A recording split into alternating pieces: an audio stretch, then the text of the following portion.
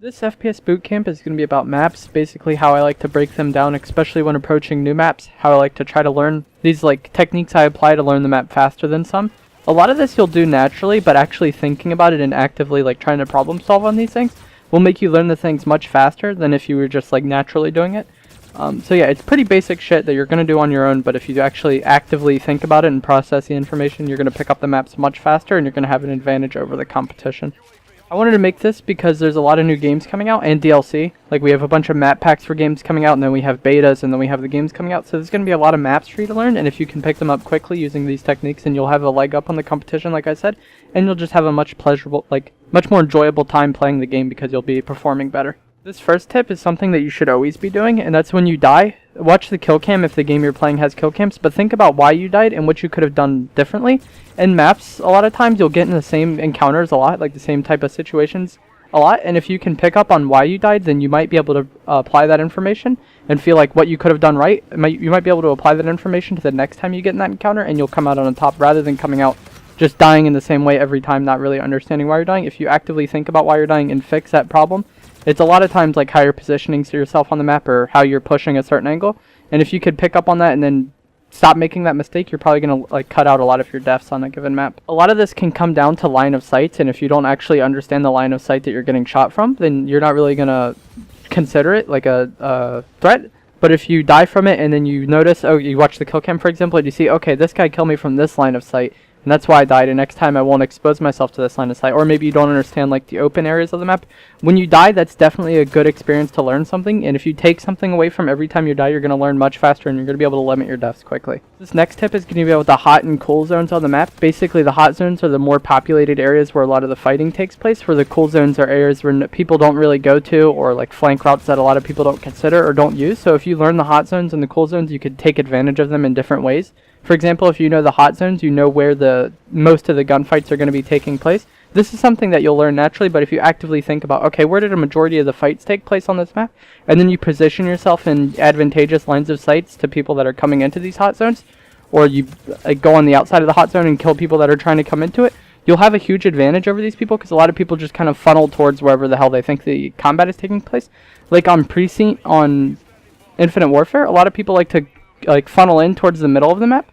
But if you actively prevent them from using the middle of the map, there's various ways you could do this. But if you post up in a building and you look out and you cut off one of the entrances to mid, you're going to get a lot of easy kills. The kills that'll be much easier than if you were just sitting in mid trying to take the fights, because if you're in the hot zone, you're much more likely to get flanked. There's just a lot of things that can go wrong. So if you sit on the outside of the hot zone and kill people that are attempting to go into it, I think you'll have a good time and get a lot of easy kills on unsuspecting opponents. On the flip side, the cool zones are areas that aren't really populated as much, and these are going to serve as great flanking routes and just great places to go if you need to reload or something, or let your health regenerate. Just areas where you're very unlikely to run into an opponent can make great flanking zones, and that's why it's important to know what parts of the map people like to use to traverse the map and what parts of the map they don't like to use to traverse the map.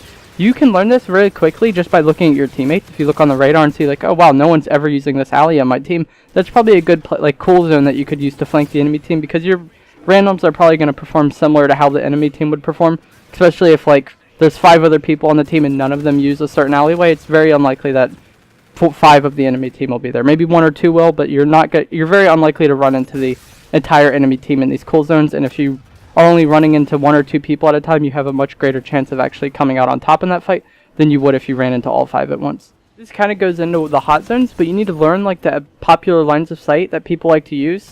For example, on Fringe and Black Ops 3, a lot of people like to sit on the top of the barn, but you need to learn to use these lines of sight just so you could take advantage of them if they're really good, but also so you could counter the enemies using them.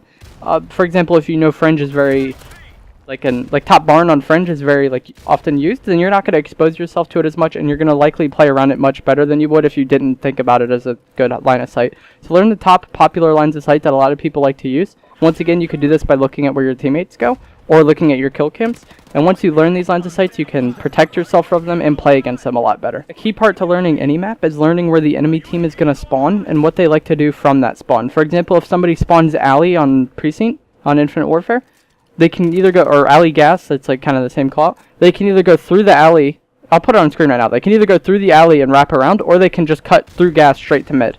And so if you're sitting in this window here, you need to know, okay, they're spawning gas. Where what do the timings mean? If you see someone spawn gas on your radar, but they aren't instantly like peeking out towards gas or going towards mid, then they're probably wrapping around through the alley, and you need to be aware of that flank. So not only is learning where the enemy team is spawning a very important topic on any map, and it's going to help you a lot in your play, but also learning what they do from that spawn and what they're very likely to do from the spawn. You can also do this, like I said, by looking at your teammates and just thinking about, like, okay, I spawned here. What am I likely to do from here? Like, what is your first instinct from when you spawn? And that's probably going to be the enemy's first instinct as well. A lot of people have similar instincts that, if they have, like, similar habits, unless someone has very good habits, they're probably going to do a lot of the same things as soon, like, sprint out a certain way as soon as they spawn. So take advantage of, like, your instincts and your teammates' instincts. Just look at the minimap all the time, learn what people do.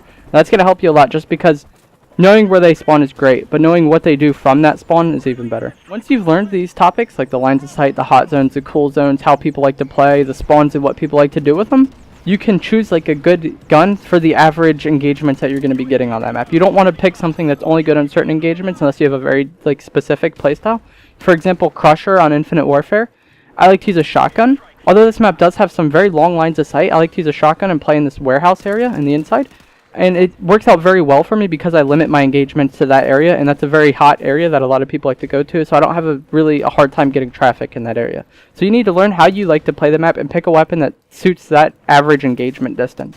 Shotguns and snipers are rarely going to be the best weapon for a map just because they have very defined roles, but if you have a specific playstyle, they could be for you. But in general, it's going to be an SMG or an assault rifle, and those are going to be like your go-to weapons for most maps just because they cover like better average distances.